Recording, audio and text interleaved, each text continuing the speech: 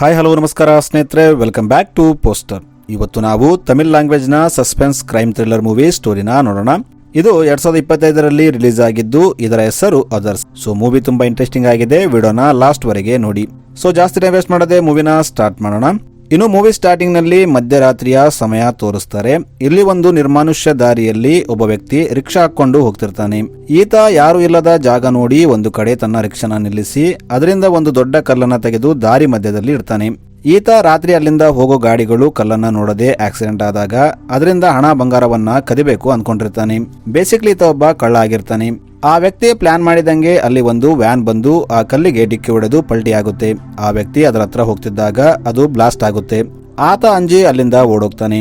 ಈಗ ಮಾರನೇ ದಿನ ಆಕ್ಸಿಡೆಂಟ್ ಬಗ್ಗೆ ಪೊಲೀಸರಿಗೆ ಗೊತ್ತಾದಾಗ ಅವರು ಅಲ್ಲಿಗೆ ಬರ್ತಾರೆ. ಇಲ್ಲಿ 4 ಡೆಡ್ ಬಾಡಿಗಳು ಇರುತ್ತೆ. ಅದರಲ್ಲಿ 3 ಹುಡುಗಿಯರದ್ದು ಮತ್ತು ಒಂದು ಹುಡುಗನ ಡೆಡ್ ಬಾಡಿ ಆಗಿರುತ್ತೆ.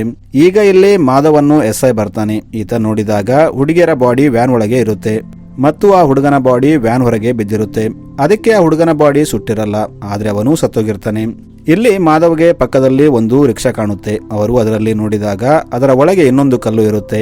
ಇದನ್ನ ನೋಡಿ ಮಾಧವ್ ಈ ಆಕ್ಸಿಡೆಂಟ್ಗೂ ಈ ರಿಕ್ಷಾಗೂ ಏನು ಸಂಬಂಧ ಇರಬಹುದಾ ಅಂತ ಯೋಚನೆ ಮಾಡ್ತಾನೆ. ಇವರ ಟೀಮಲ್ಲಿ ಒಬ್ಬ ಲೇಡಿ ಆಫೀಸರ್ ಕೂಡ ಇರ್ತಾಳೆ. ಈಕೆ ವ್ಯಾನ್ ನಂಬರ್ ತಗೊಂಡು ಅದರ ಡೀಟೇಲ್ಸ್ ತೆಗಿತಾಳೆ. ಇನ್ನೊಂದು ಕಡೆ ಮಾಧವ್ ಸಿಸಿಟಿವಿ ಚೆಕ್ ಮಾಡಿದಾಗ ಈತನಿಗೆ ಎಲ್ಲ ಕ್ಲಿಯರ್ ಆಗುತ್ತೆ. ಸಿಸಿಟಿವಿಯಲ್ಲಿ ರಿಕ್ಷಾ ಡ್ರೈವರ್ ಕಲ್ಲು ಇಟ್ಟಿದ್ದು, ವ್ಯಾನ್ ಆಕ್ಸಿಡೆಂಟ್ ಆಗಿದ್ದು ಎಲ್ಲ ರೆಕಾರ್ಡ್ ಆಗಿರುತ್ತೆ.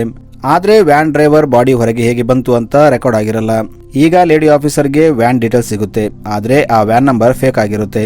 ಈಗ ಇವರು ಆ ವ್ಯಾನ್ ಎಲ್ಲಿಂದ ಬರ್ತಿತ್ತು ಅಂತ ಟ್ರ್ಯಾಕ್ ಮಾಡ್ತಾರೆ, ಆದ್ರೆ ಅವರಿಗೆ ಹೆಚ್ಚಿನ ಇನ್ಫಾರ್ಮೇಶನ್ ಸಿಗಲ್ಲ. ಈಗ ಮಾಧವ್ ಗರ್ಲ್ ಫ್ರೆಂಡ್ ಮಧು ಅವನಿಗೆ ಕಾಲ್ ಮಾಡಿ ಒಂದು ಕೆಫೆಗೆ ಕರೀತಾಳೆ. ಏಕೆಂದ್ರೆ ಇವತ್ತು ಅವರ ಎಂಗೇಜ್ಮೆಂಟ್ ಆನಿವರ್ಸರಿ ಇರುತ್ತೆ. ಮಧು ಬಗ್ಗೆ ನೋಡೋದಾದ್ರೆ ಈಕೆ ಒಂದು ದೊಡ್ಡ ಹಾಸ್ಪಿಟಲ್ ನಲ್ಲಿ IVF ಡಾಕ್ಟರ್ ಆಗಿ ಕೆಲಸ ಮಾಡ್ತಿರ್ತಾಳೆ.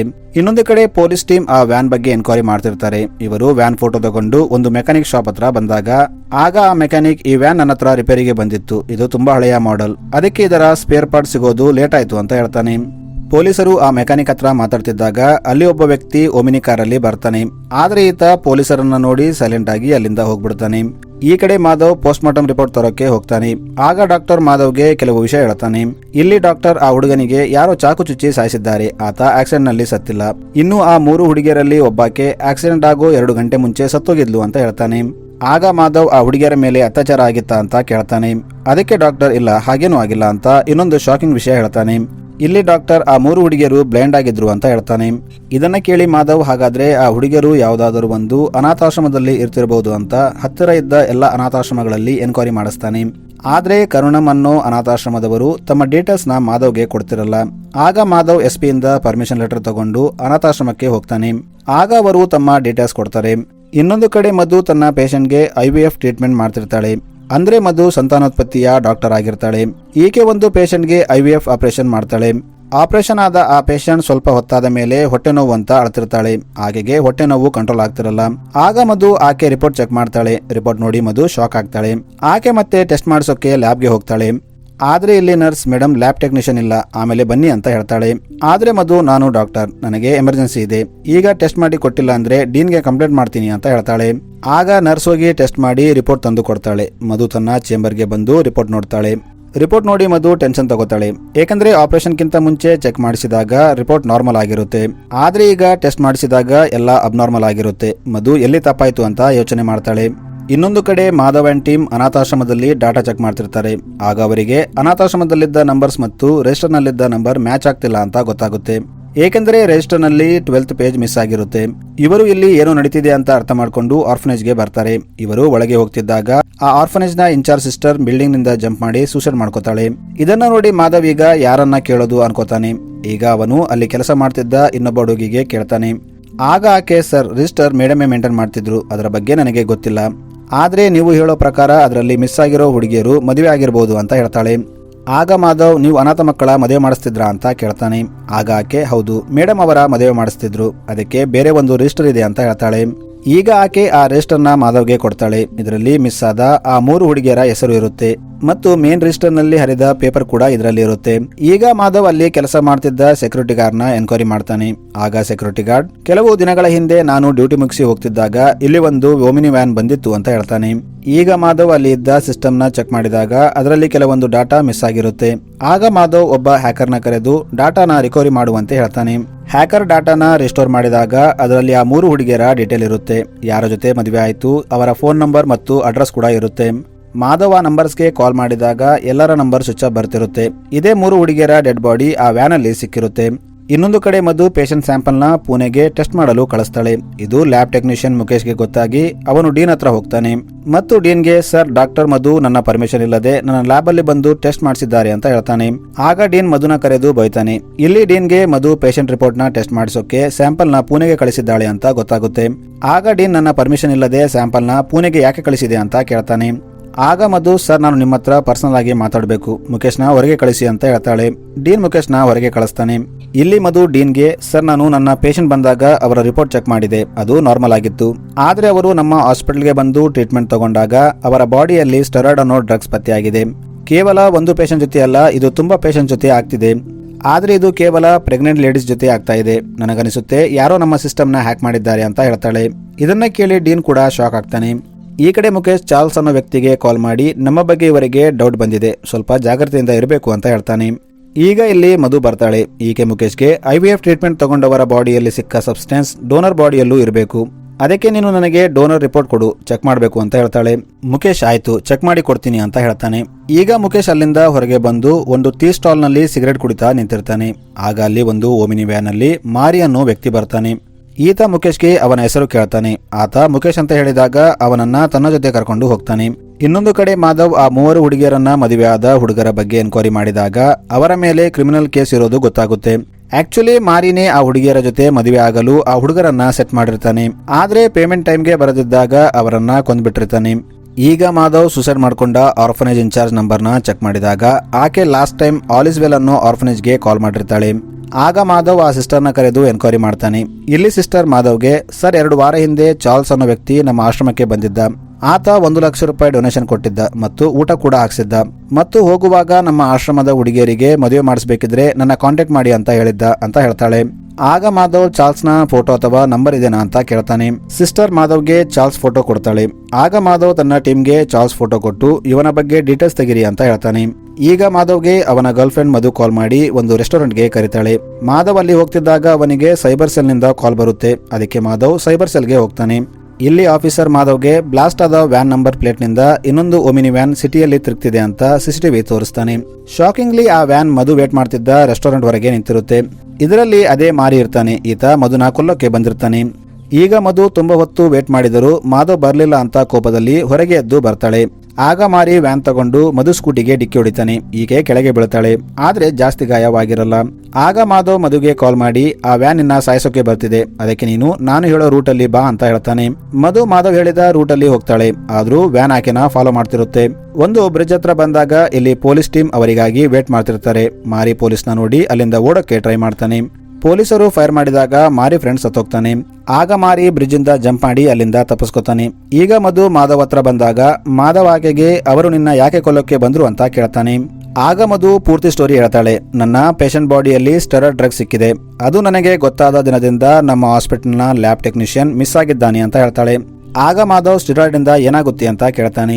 ಆಗ ಮಧು ಆ ಡ್ರಗ್ಸ್ ಪ್ರೆಗ್ನೆಂಟ್ ಲೇಡೀಸ್ ಬಾಡಿಯಲ್ಲಿದ್ದರೆ ಅವರಿಗೆ ಏನೂ ಆಗಲ್ಲ, ಆದ್ರೆ ಹುಟ್ಟೋ ಮಗುವಿಗೆ ಅದು ತುಂಬಾ ಪ್ರಾಬ್ಲಮ್. ಅದು ಮಗುವಿನ ಬೆಳವಣಿಗೆ ಮೇಲೆ ಪ್ರಭಾವ ಬೀರುತ್ತೆ ಮತ್ತು ಹುಟ್ಟೋ ಮಗು ಟ್ರಾನ್ಸ್ಜೆಂಡರ್ ಆಗಬಹುದು ಅಂತ ಹೇಳ್ತಾಳೆ. ಈಗ ಇವರು ಡೀನ್ ಹತ್ರ ಹೋಗ್ತಾರೆ. ಇಲ್ಲಿ ಮಾಧವ್ ಡೀನ್ಗೆ ಎಲ್ಲ ವಿಷಯ ಹೇಳ್ತಾನೆ. ಆಗ ಡೀನ್, ನಿಮಗೆ ನನ್ನ ಸಪೋರ್ಟ್ ಇರುತ್ತೆ, ನೀವು ಯಾರನ್ನ ಬೇಕಾದ್ರೂ ಎನ್ಕ್ವೈರಿ ಮಾಡಿ ಅಂತ ಹೇಳ್ತಾನೆ. ಈಗ ಮಾಧವ್ ಟೀಮ್ಗೆ ಮಾರಿಯಾ ಒಬ್ಬ ಪಾರ್ಟ್ನರ್ ಸಿಕ್ಕಿರ್ತಾನೆ. ಇವರು ಅವನನ್ನ ಸ್ಟೇಷನ್ಗೆ ಕರ್ಕೊಂಡು ಬಂದು ಎನ್ಕ್ವೈರಿ ಮಾಡ್ತಾರೆ. ಆಗ ಆತನ ನಂಬರ್ ಚೆಕ್ ಮಾಡಿದಾಗ ಆತ ಚಾರ್ಲ್ಸ್ ಜೊತೆ ಮಾತಾಡಿರ್ತಾನೆ. ಮಾಧವ್ ಅವನಿಗೆ, ನಿನಗೆ ಚಾರ್ಲ್ಸ್ ಗೊತ್ತಾ ಅಂತ ಕೇಳ್ತಾನೆ. ಆತ ಗೊತ್ತು ಅಂತ ಹೇಳ್ತಾನೆ. ಮಾಧವ್ ಅವನಿಗೆ ಚಾರ್ಲ್ಸ್ ಫೋಟೋ ತೋರಿಸಿದಾಗ ಆತ ಚಾರ್ಲ್ಸ್ ಅಡ್ರೆಸ್ ಹೇಳ್ತಾನೆ. ಇವರು ಈಗ ಚಾರ್ಲ್ಸ್ ನ ಹಿಡಿಯೋಕೆ ಹೋಗ್ತಾರೆ. ಚಾರ್ಲ್ಸ್ ಪೊಲೀಸರನ್ನ ನೋಡಿ ಅವರ ಜೊತೆ ಫೈಟ್ ಮಾಡ್ತಾನೆ. ಆದ್ರೆ ಮಾಧವ್ ಅವನನ್ನ ಹಿಡ್ಕೋತಾನೆ. ಇವರು ಈಗ ಆತನನ್ನ ಸ್ಟೇಷನ್ಗೆ ತಂದು ಹೊಡೆದು ಎನ್ಕ್ವೈರಿ ಮಾಡ್ತಾರೆ. ಇಲ್ಲಿ ಚಾರ್ಲ್ಸ್ ತಾವು ಮಾಡ್ತಿದ್ದ ಕೆಲಸದ ಬಗ್ಗೆ ಹೇಳ್ತಾನೆ. ಇವರು ಆರ್ಫನೇಜ್ಗೆ ಹೋಗಿ ಅಲ್ಲಿ ಅವರಿಗೆ ಡೊನೇಷನ್ ಕೊಡ್ತಾರೆ ಮತ್ತು ಸಣ್ಣ ಪುಟ್ಟ ಹೆಲ್ಪ್ ಮಾಡ್ತಾರೆ. ಆರ್ಫನೇಜ್ ಇನ್ಚಾರ್ಜ್ಗೆ ಇವರ ಮೇಲೆ ನಂಬಿಕೆ ಬಂದಾಗ ಇಲ್ಲಿ ಇರೋ ಹುಡುಗಿಯರಿಗೆ ಫ್ರೀಯಾಗಿ ಮದುವೆ ಮಾಡಿಸ್ತೀವಿ ಅಂತ ಹೇಳ್ತಾರೆ.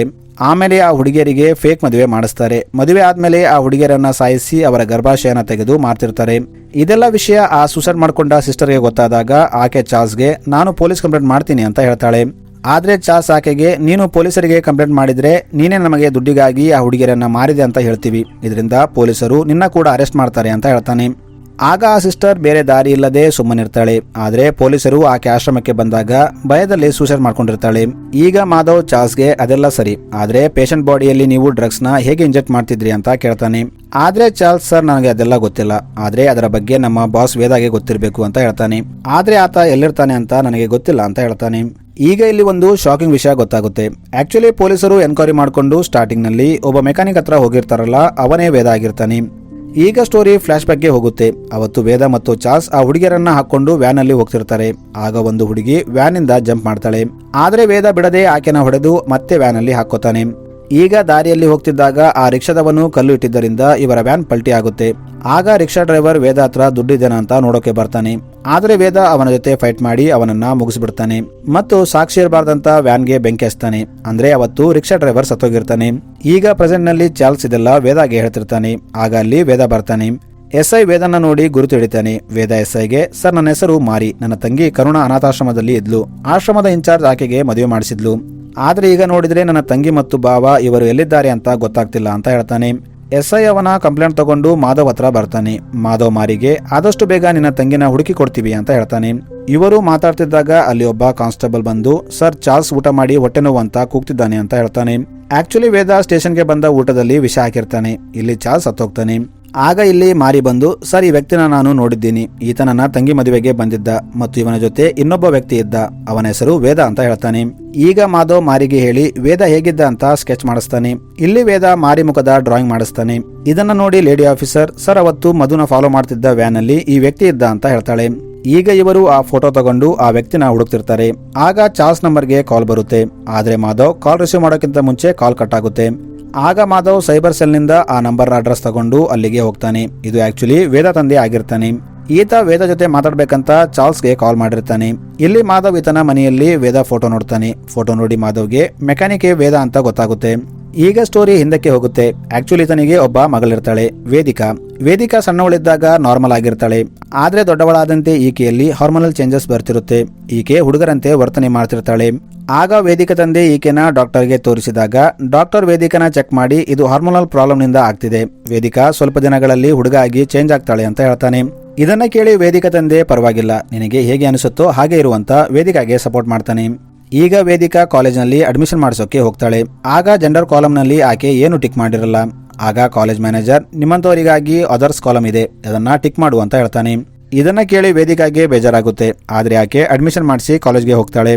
ಆದ್ರೆ ಇಲ್ಲಿ ಯಾರು ಆಕೆ ಜೊತೆ ಚೆನ್ನಾಗಿ ಬಿಹೇವ್ ಮಾಡ್ತಿರಲ್ಲ, ಆಕೆನ ಗೇಲಿ ಮಾಡ್ತಿರ್ತಾರೆ. ಹೀಗೆ ಒಂದು ದಿನ ಕಾಲೇಜ್ನಲ್ಲಿ ಹುಡುಗರ ಒಂದು ಗ್ರೂಪ್ ಈಕೆಗೆ ಅವಮಾನ ಮಾಡ್ತಾರೆ. ಆಗಿಂದ ವೇದಿಕಾ ಕಾಲೇಜ್ಗೆ ಹೋಗೋದು ಬಂದ್ ಮಾಡ್ತಾಳೆ ಮತ್ತು ಪೂರ್ತಿಯಾಗಿ ವೇದ ಅಂತ ಹೆಸರು ಚೇಂಜ್ ಮಾಡ್ಕೊಂಡು ಹುಡುಗನ ರೀತಿ ಬದುಕ್ತಿರ್ತಾಳೆ. ಈಗ ವೇದ ಗಂಡು ಹೆಣ್ಣಿಗೆ ಹೇಗೆ ಗೌರವ ಸಿಗುತ್ತೋ ಅದೇ ರೀತಿ ನಮಗೂ ಸಿಗಬೇಕು. ಟ್ರಾನ್ಸ್ಜೆಂಡರ್ ಪಾಪ್ಯುಲೇಷನ್ ಕಡಿಮೆ ಇರೋದ್ರಿಂದ ಇವರು ತಮಗೆ ಗೌರವ ಕೊಡಲ್ಲ. ಅದಕ್ಕೆ ಪ್ರೆಗ್ನೆಂಟ್ ಲೇಡೀಸ್ಗೆ ಸ್ಟೆರಾಯ್ಡ್ ಕೊಟ್ಟು ಹುಟ್ಟೋ ಮಗು ಟ್ರಾನ್ಸ್ಜೆಂಡರ್ ಆಗುವಂತೆ ಮಾಡ್ತಿರ್ತಾನೆ. ಈಗ ಪ್ರೆಸೆಂಟ್ ನಲ್ಲಿ ವೇದ ಮಾರಿನ ಕೊಂದ್ಬಿಡ್ತಾನೆ ಮತ್ತು ಆ ಲೇಡಿ ಆಫೀಸರ್ನು ಸಾಯಿಸಿರ್ತಾನೆ. ಇವನು ತನ್ನ ಮೆಕ್ಯಾನಿಕ್ ಶೆಡ್ ಹಿಂದೆ ಒಂದು ದೊಡ್ಡ ಸೆಟಪ್ ಮಾಡಿರ್ತಾನೆ. ಈಗ ಮಾಧವ್ ವೇದ ಅಡ್ರೆಸ್ ತಿಳ್ಕೊಂಡು ಅಲ್ಲಿಗೆ ಬರ್ತಾನೆ. ಇಲ್ಲಿ ವೇದ ಮತ್ತು ಮಾಧವ್ ನಡುವೆ ಫೈಟ್ ನಡೆಯುತ್ತೆ. ಮಾಧವ್ ಫೈಟ್ ಮಾಡ್ತಿದ್ದಾಗ ವೇದ ಬಟ್ಟೆ ಹರಿದು ಹೋಗುತ್ತೆ. ಆಗ ಅವನು ತನ್ನ ಮೈ ಮುಚ್ಕೋತಾನೆ. ಅಂದ್ರೆ ಈಗಲೂ ವೇದ ಹತ್ರ ಲೇಡೀಸ್ ಫೀಲಿಂಗ್ ಇರುತ್ತೆ. ಈಗ ಮಾಧವ್ ವೇದನ ಅರೆಸ್ಟ್ ಮಾಡ್ತಾನೆ. ಸೊ ಮೂವಿ ಇಲ್ಲಿಗೆ ಎಂಡ್ ಆಗುತ್ತೆ. Thanks for watching.